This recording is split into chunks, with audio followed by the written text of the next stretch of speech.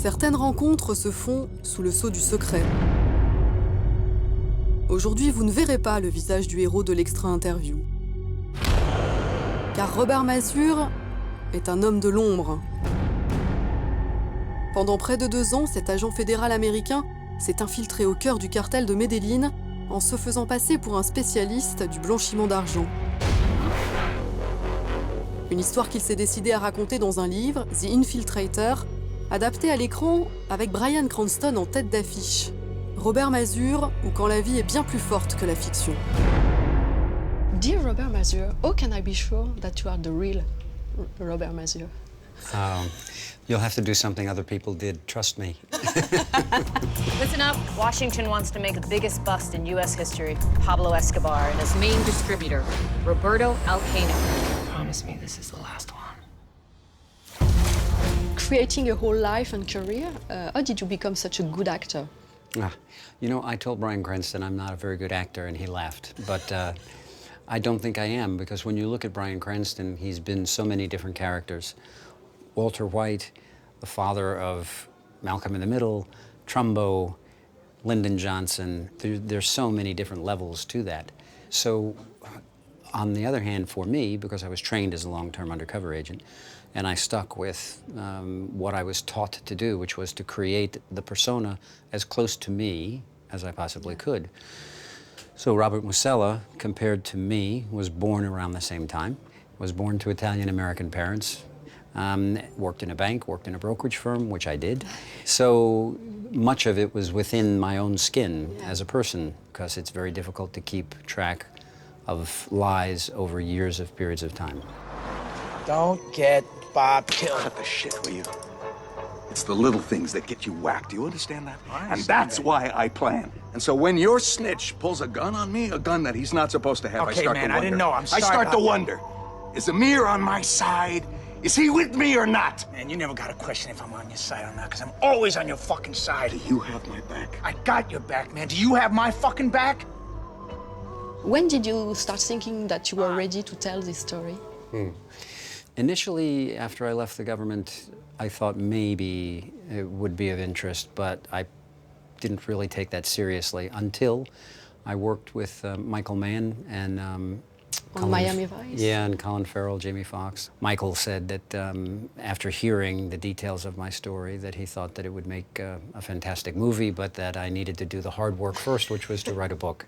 Because my feeling was that it was so important for the general public to understand the dangers of these types of criminal organizations, the corruption that they spread around the world, and the active involvement of the international banking and business community to help them to launder their money. Operation Sea Chase. Capital C for cash. Washington wants to make Sea Chase the biggest bust in U.S. customs history. These guys need no introduction. Pablo Escobar and his little bitch, Don Chepe. His top finance guy, Rudy Armbrecht. And his main distributor, Roberto Alcano, a.k.a. the jeweler. It's very difficult to take 380 pages and put it into less than 2 hours of a film. But I think Brad Furman did a wonderful job accomplishing that. But to give you an idea, if you look at the film, the relationship between Bryan Cranston and Benjamin Bratt is portrayed in the film to have evolved in probably 2 meetings and maybe 15 minutes. For me in true life, it took 8 months to win that person's confidence. So there's no way that you can take the truth and entertain at the same time. What do you think of movies or TV series that try to portray or to talk about this world of drug traffic and money laundering? One that I think that is out now that is, I think, pretty close from a law enforcement perspective to reality is the Narcos series. And the last 2 episodes of the first year introduced 2 characters who were my clients, Gerardo Moncada and Fernando Galeano. And what happened to them, how they dealt in the cartel, was all portrayed rather accurately. Señores, yo soy Pablo Emilio Escobar Gaviria, haciendo negocios, así que pues fresco. Ustedes eligen plata o plomo. What about the less accurate things you've been watching in movies, you've been pointing in movies? There are some things that viewers would not pick up on, but that a law enforcement officer would, for example, even in our film. It's impossible for an agent to sit there, have someone murdered before them, and not take an action later to get the murderer off the street.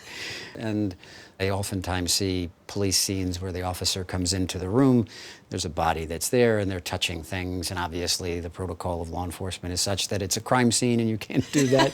So, you know, my wife is so sick of hearing me during a police movie to say, they can't do that. In my business, nothing good ever comes in the absence of trust. Without it, there is no loyalty. And when there is no loyalty, it never ends well. Last question, what would you like the audience to remember from The Infiltrator? You know, I'm not important to this story. My name's not important. My face is not important. The public needs to know there are people who are out there who are willing, no matter what the cost may be, whether it's sacrificing your family relationship, sacrificing your career, or for that matter, even sacrificing your life. So hopefully, I hope the viewers come away with the feeling of, oh, I didn't realize that people in law enforcement generally were that committed to serve us. I think it's important for them to remember that that is the case. Is your undercover done? He's dead, all right.